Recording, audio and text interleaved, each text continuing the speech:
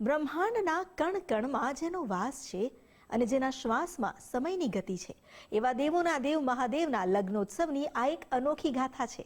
શક્તિની નવરાત્રિ તો આપણે સૌ જાણીએ છીએ, પણ શું તમે જાણો છો શિવની નવરાત્રિ વિશે? નથી જાણતા ને? આવો જાણીએ. જગત આખું જાણે છે કે નવરાત્રિ એટલે શક્તિની ઉપાસનાનો પર્વ, પણ ઉજ્જૈનની ગલીઓમાં એક અનોખો ઉત્સવ ગુંજે છે, શિવ નવરાત્રિ. મહાશિવરાત્રિના 9 દિવસ પહેલા શરૂ થતો આ પર્વ એટલે ભોલેનાથના વિવાહની તૈયારીઓ. શિવ અને શક્તિના મિલનનો આ મંગલ પ્રારંભ છે. 9 દિવસ 9 રૂપ, ક્યારેક ઘટાટોપ તો ક્યારેક મનમહેશ. ભક્તો મહાદેવને વરરાજા તરીકે તૈયાર થતા જુએ છે. ઉજ્જૈન એ મહાકાલેશ્વરની નગરી છે. કાલ એટલે સમય અને મૃત્યુ. ઉજ્જૈનને પૃથ્વીનું નાભિ કેન્દ્ર માનવામાં આવે છે. અહીં શિવજી સાક્ષાત કાળના પણ કાળ સ્વરૂપે બિરાજમાન છે. તેથી અહીં તેમના વિવાહનો 9 દિવસનો ઉત્સવ પૃથ્વી પરના સૌથી મોટા ઉત્સવ તરીકે ઉજવાય છે.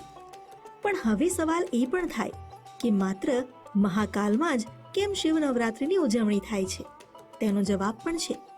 અન્ય જ્યોતિર્લિંગોમાં શિવજીની પૂજા યોગી સ્વરૂપે થાય છે, પણ ઉજ્જૈનમાં તે મહાદેવ નહીં, મહાકાલ છે. અને ઉજ્જૈન એટલે કે અવંતિકા નગરી, વિદ્યા અને સંસ્કૃતિનું પ્રાચીન કેન્દ્ર. ધાર્મિક કથા અનુસાર મહાશિવરાત્રિ એ શિવજીના લગ્નનો દિવસ છે, અને લગ્ન પહેલા જેમ પીઠી અને નવરાત્રિ એટલે કે લગ્નની કંકોત્રી બાદના દિવસો હોય છે, તેમ મહાકાલ માટે આ 9 દિવસ વિવાહ પહેલાની તૈયારીના ગણાય છે.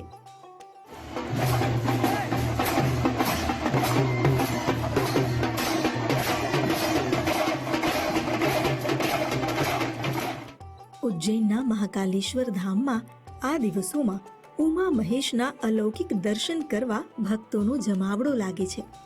કારણ કે ભક્તો માટે આ માત્ર પૂજા નથી, પણ પરમાત્માના લગ્નનો આનંદ ઉત્સવ છે. 9મી રાત્રિએ શિવ અને પાર્વતી લગ્ન ગ્રંથિએ જોડાય છે, અને મહાશિવરાત્રિની ઉજવણી સાથે આ શિવ નવરાત્રિ પૂર્ણ થાય છે.